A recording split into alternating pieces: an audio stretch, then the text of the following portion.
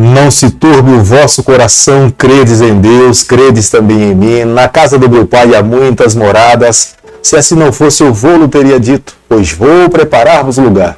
E quando eu for e vos preparar-vos lugar, voltarei e vos receberei para mim mesmo, para que onde eu estiver, estejais vós também. Muito bom dia, com a bênção, com a graça de Deus sobre a nossa vida. Queremos a cada dia andarmos na presença do Senhor. Sonhamos o momento em vermos o céu se abrir, nos encontraremos com o nosso Salvador e viveremos com Ele para todo sempre. Todos os dias nesse canal nós estudamos um capítulo da Palavra do Senhor. E nessa manhã eu convido você a ter nas mãos o livro de Daniel, capítulo 6, o versículo 1 e o versículo 2. Pareceu bem a Dário constituir sobre o reino 120 sátrapas, que estiveste por todo o reino, e sobre eles 3 presidentes, dos quais Daniel era um, aos quais esses sátrapas dessem conta para que o rei não sofresse dano. O cristão que vive nessa terra, ele precisa compreender que ele é um representante de Deus. Nós vivemos nesse mundo, recebemos o nome de cristãos, mas nós representamos o Senhor. Todo verdadeiro cristão não vive para si. Todo verdadeiro cristão, ele renuncia o eu para viver para Cristo. A vida e as ações de um cristão não são pautados na agenda dessa vida. A vida e as ações de um cristão estão pautadas na palavra do Senhor. Ele é conduzido pelo Espírito, ele anda pelo Espírito, as suas palavras são guiadas pelo Espírito. Na verdade, todos os sentidos da vida de um cristão é conduzido pelo Espírito. Ele tem plena compreensão que o seu corpo, que a sua vida é um templo vivo do seu Deus. Nesse período do reinado de Dário, Daniel estava com mais de 80 anos de idade. Mas Daniel era um dos mais eficientes trabalhadores de Dário. Daniel era honesto, Daniel era sincero, Daniel era fiel. Embora Dário não conhecesse a Deus, mas Daniel vivia representando o nome do Senhor.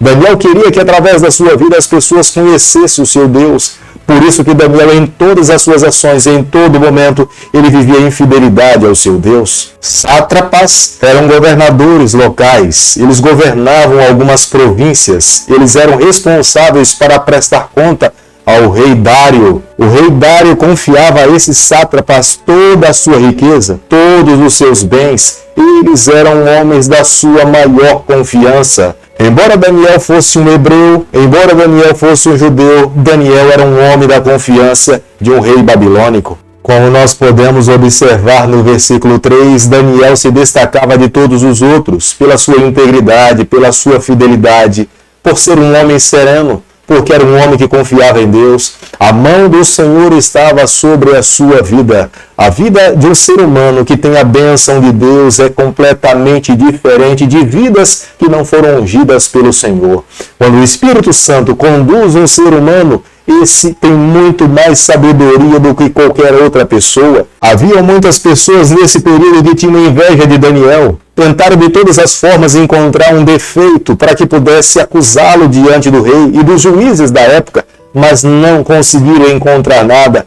Olhando para a sua religião, eles entendiam que era um motivo pelo qual eles poderiam incriminar, condenar a Daniel, porque Daniel adorava um Deus criador dos céus e da terra, não feito por mãos humanas e não visível aos olhos humanos, enquanto todos eles outros adoravam um Deus feito por mãos humanas, e eles acreditavam que esse era o defeito que Daniel deveria pagar por ele. Daniel capítulo 6, o versículo 6, a Bíblia diz o seguinte: Então esses presidentes e sátrapas foram juntos ao rei e lhe disseram: Ó rei Dário, vive eternamente.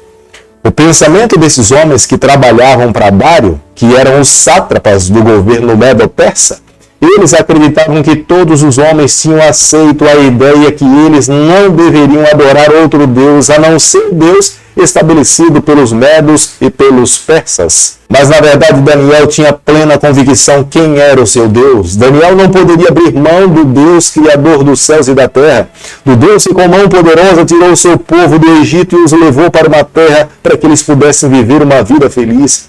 Embora eles estivessem passando por momentos difíceis, mas Daniel tinha plena sensibilidade espiritual, fé suficiente para entender que o seu Deus, no tempo dele, ele resgataria o seu povo e mais uma vez estabeleceria o seu povo na terra prometida. Não era porque Daniel estava vivendo numa terra longínqua do seu santuário que Daniel iria se esquecer do seu Deus, porque ele sabia o seu Deus é muito maior do que o seu santuário. Ele estaria ao seu lado ali para lhe proteger, amparar e livrá-lo de todos os males. O decreto que esses homens estavam pedindo para que o rei Dário assinasse era um decreto completamente contrário à vontade dos medos e dos persas. Porque os medos e os persas, eles eram tolerantes com pessoas de outras religiões, eles recebiam pessoas vindas de outras nações e davam liberdade para essas pessoas adorarem o seu próprio Deus.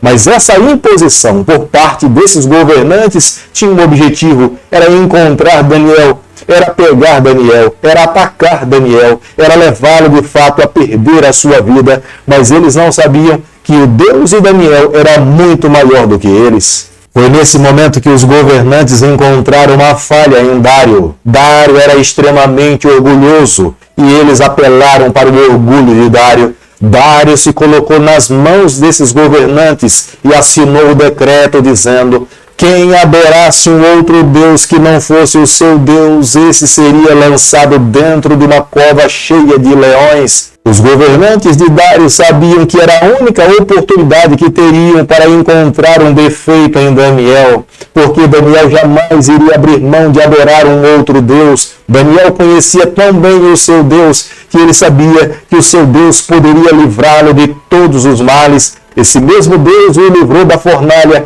esse mesmo Deus poderia livrá-lo dos leões. Daniel capítulo 6, o versículo 10, a Bíblia diz o seguinte: Daniel, pois, quando soube que a escritura estava assinada, entrou em sua casa e em cima no seu quarto, onde as janelas estavam abertas, do lado de Jerusalém, 3 vezes por dia se punha de joelhos, e orava e dava graças diante de Deus, como costumava fazer.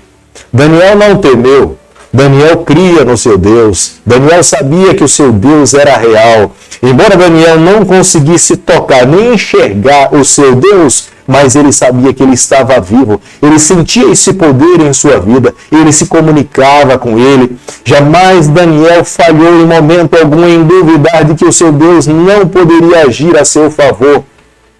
O seu Deus era capaz de entrar com ele na fornalha.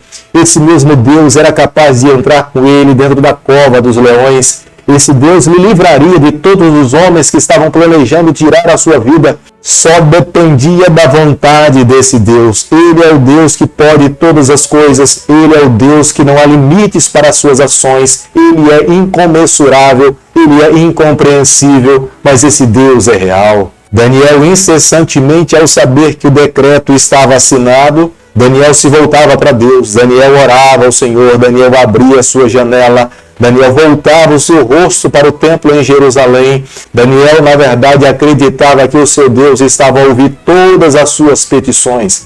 Daniel não apenas orava por ele, mas orava também pelos governantes e orava pelo próprio rei Dário que tinha assinado aquele decreto. Embora as orações de Daniel tenham sido em particular, as orações de Daniel se tornaram públicas. Todas as pessoas passaram a saber que Daniel era um devoto ao Deus de Abraão. Todas as pessoas passaram a saber que às 3 horas da tarde, por 3 vezes todos os dias, Daniel orava com o seu rosto voltado para a sua janela, clamando e pedindo a bênção de Deus sobre a sua vida. Os mesmos homens que foram até Dário para que ele pudesse assinar aquele decreto foram os mesmos homens que posteriormente, tendo prova, testemunhas de que Daniel não parava de orar por 3 vezes ao dia, procuraram a Dário mais uma vez, falando para ele, fazendo uma falsa acusação, dizendo que Daniel não se importava com Dário. Mesmo o decreto tendo sido assinado por Dário, Daniel ainda continuava a orar ao seu Deus. Era uma inverdade que Daniel não se importava com Dário, mas era uma verdade que Daniel continuava a orar e a clamar pela bênção de Deus por ele e pelo reino de Dário. Dário acabou compreendendo que ele tinha caído numa armadilha. Dário compreendeu que haviam pessoas que tinham ciúme de Daniel, mas como ele tinha dado a palavra, ele selou o documento. E agora Daniel estava sendo condenado a ser jogado dentro de uma cova cheia de leões. Mas o mesmo Deus que livrou Daniel da fornalha ardente e apareceu como sendo o 4º homem para proteger e amparar os seus filhos, foi o mesmo Deus que nesse momento agora se manifestou para livrar Daniel da boca dos leões, para que ele não fosse devorado. Deus estava conduzindo a vida de Daniel. Deus queria salvar os medo-persas. Deus queria que através desses sinais eles pudessem compreender que há um Deus muito maior do que o Deus dos medo-persas. Eles deveriam se render a esse Deus, eles deveriam abrir os seus corações, eles deveriam aceitar esse Deus e viver uma vida em fidelidade ao Deus de Daniel. Os mesmos homens que tinham conspirado contra a vida de Daniel receberam a sentença que eles estavam planejando que caísse sobre Daniel. Como Daniel foi liberto da cova dos leões, Deus o livrou dali e não foi devorado pelos leões. Dário decretou que todos os homens que estavam envolvidos na conspiração para lançar Daniel dentro da cova dos leões, eles e as suas famílias, suas mulheres e os seus filhos deveriam ser lançados dentro da cova dos leões. E a Bíblia relata que antes desses homens caírem no solo, os leões devoraram todas essas pessoas. No versículo 26 nós podemos observar que é o próprio rei Dário que emite um decreto para que todas as pessoas pudessem adorar o Deus Criador dos céus e da terra, o Deus de Daniel. O testemunho de Daniel tomou uma repercussão tamanha que todas as pessoas agora tinham o dever, deveriam conhecê-lo e deveriam também amá-lo e entregar os seus corações. Hoje nós somos chamados a viver o mesmo testemunho de Daniel. Nós precisamos representar o Senhor, nós precisamos amar o Senhor.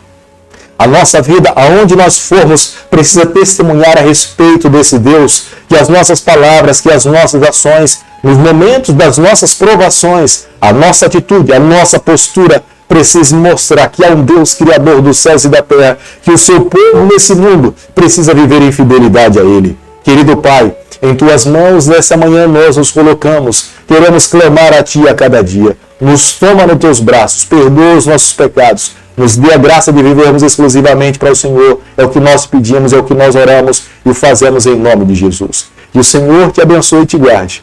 Que Ele faça resplandecer o seu rosto sobre você. Que Ele tenha misericórdia de você. E sobre você nessa manhã Ele levante seu rosto e conceda a sua paz em nome de Jesus. Amém.